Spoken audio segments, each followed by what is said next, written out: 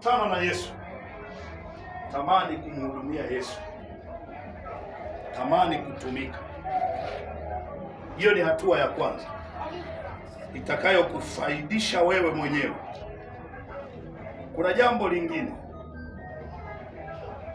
tunakwenda hatua ya tatu. Tulikuwa ni hatua ya pili.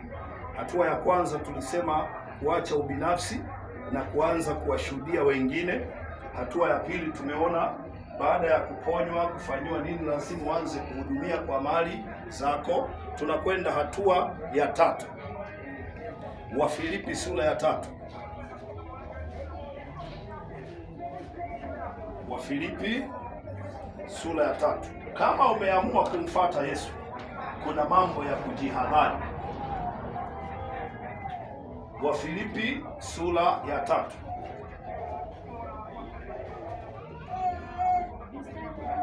Tunaanza na wa pili.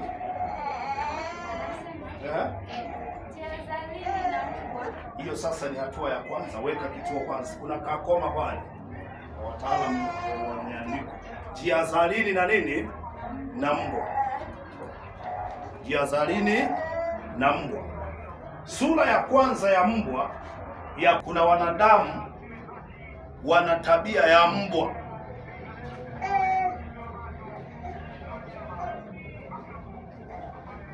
Kuna wamama wana tabia ya mbwa, mdomo sana, yaani mdomo sana, yaani mdomo sana. Sasa lazima ujihadhari na watu wenye nini? Wenye midomo. Wanaweza wakakuangusha. Anazungumziwa katika kundi la anayeweza kutapika na kula alichotapika. Kuna watu wenye tabia hizo. Lakini sura nyingine ya mbwa, sio kila mbwa unaowaona wanazunguka nyumbani kwako ukafikiria kuwa ni mbwa. Wengine sio mbwa, wanakuja nyumbani kwako kwa umbile la mbwa, lakini sio mbwa. Wewe unaweza ukawa unaona paka, lakini sio paka. Sasa hapo kuna kitu gani cha kujifunza? Unajihadhari vipi na hao mbwa wa kichawi? Lazima uwe ni mtu ambaye unaishi maisha ya maombi, kwa sababu kila wakitaka kujibadilisha kuwa mbwa watashindwa. Kwa sababu ili wafike kwako kwa urahisi, lazima wawe na sura ya kitu ambacho hautakishtukia. Mbwa anaweza akapita tu nyumbani kwako na wala usijali. Mende unaweza ukakaa naye nyumbani kwako. Mjusi unaweza ukawa nao ndani mwako na usishtuke, kwa sababu unajua tu ni viumbe. Sasa wengine ni wajumbe wa shetani, wanatumwa kwa system hiyo. Kwa lazima uwe na maisha ya maombi pia nyumbani kwako. Kila mbwa wa kichawi, kila ndege wa kichawi, kila popo wa kichawi, kila sisimizi wa kichawi, kila panya wa kichawi, yeyote anayejigeuza kwa umbile la wanyama kuja kwako afeli. Kitakachomzuia ni nguvu ya Mungu iliyopo nyumbani kwako na kwenye maisha yako. Unaweza ukatoka hapa sasa unaona mbwa anakufuata, mara anaahirisha kukufuata kwanza. Au ukimwangalia sana anaangalia pembeni. Unaona labda nimeshtukiwa. Kwa lazima ujihadhari na nini? Na mbwa. Lazima ujihadhari pia na watu wanaotenda mabaya. Unawajua kwa sababu unaishi nao. Kisha jua mwanamke, unajua fulani mambo yake sio mazuri. Kuwa makini na mtu huyo. Namba 3, jihadhari na wajikatao.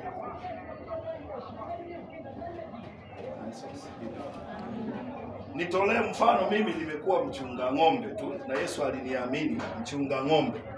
Kuna ng'ombe wana tabia ya kujikata kwenye kundi. Ndivyo walivyo watu. Sasa hivi mnaweza mkaanza mkiwa wote, lakini unashangaa mwenzenu fulani amejikata. Ukiona mtu amejikata haendelei kuja kanisani, kuwa makini na mtu huyo. Na Biblia inatuambia jihadhari na wajikatao. Kwa hiyo huyo mtu inawezekana pengine alikuwa anakuja kwa ajili ya kuwajaribu, au pengine alikuwa anatumwa. Sasa ameshindwa. Sasa akishindwa, si lazima aondoke. Lakini pia huyo anaweza akakuwekea hata sumu ili na wewe ufe kama alivyokufa yeye kiroho. Ndio maana tunaambiwa jihadharini na wafanyao nini? Wajikatao. Na mtu anaweza akajikata akaanza kuongea maneno machafu sana, lazima ujihadhari. Kwa hiyo makundi matatu: mbwa, watendao mabaya na wajikatao. Lazima uwe mwangalifu na haya maeneo. Ukiona mtu amejikata, mlikuwa mnasali naye, mara sasa yeye amerudi Uislamu, huyo mtu sio mwenzio tena, ndani yake kuna roho nyingine. Kwa lazima uende naye kwa akili sana, uende naye kwa uangalifu sana, kwa sababu ni rahisi sana huyo anaweza akatumiwa kukudhuru wewe, ila wewe ukajua tu ni mpendwa mwenzetu, kumbe tayari alishaharibika. Aliyemuua Habili alikuwa ni ndugu yake Kaini, ila yeye mdogo mtu hakujua. Kwa mambo machache. Ndugu zangu, mnifuate mimi.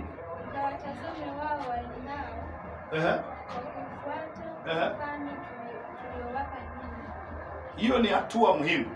Hatua ya tatu au hatua ya nne tunaoisema sasa, ndugu zangu mnifuate mimi.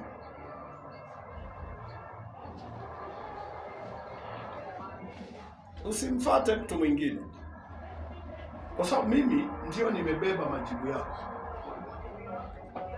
Kwa ninapoenda huku nimebeba majibu yako. Sasa wewe ukiacha kunifuata utapata sasa, lakini wewe unavyoendelea kunifuata utapata nilichopewa. Mfano mzuri katika Wafalme, Elisha alikuwa ni mtumishi wake. Elisha alikuwa anamfuata Elia kokota alipoenda, lakini mwisho Elisha anapokea upako wa Elia mara mbili kwa sababu alimfuata. Nafikiri tukasome hiyo itakusaidia. Ndio maana tutaona wengine wanaanza utumishi unazaliwa kwa sababu unayemfuata amebeba Mungu, amebeba kitu, amebeba akona. Utaona na wewe sasa kuna kitu kinaanza kuzaliwa ndani yako. Nataka tukasome hapo, hiyo ni hatua ya mwisho. Tukimaliza hapo habari chako mkisema kamali hicho. Bwana Yesu asifiwe. Joshua, tuanze hapa na Joshua kwanza. Mfano, hii ni mifano. Kitabu cha Joshua sura ya kwanza inasema, baada ya kufa kwake Musa mtumishi wa Bwana, Bwana akamwambia Joshua mwana wa Nuni mtumishi wa Musa. Hiyo ni hatua ya kwanza. Umeshaona hapo? Joshua mtumishi wa Musa. Tunahama. Nafikiri mambo yanakuwa mengi tunapoanza kufundisha. Habari sasa kwa kuombea, hatuombei. Hichi tunachokuambia ni muhimu sana kuliko kukuombea. Ni muhimu sana. Kukuombea ni kazi ndogo, lakini sasa kupokea hicho unachotaka upokee ndio kesi iko hapo.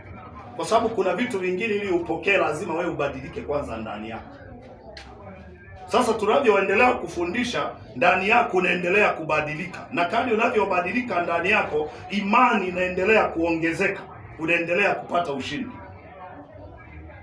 Sasa jamani, mje kuombewa, unakinga bakuli lako kwa jina Yesu, kwa jina Yesu, afu mgatuli tupu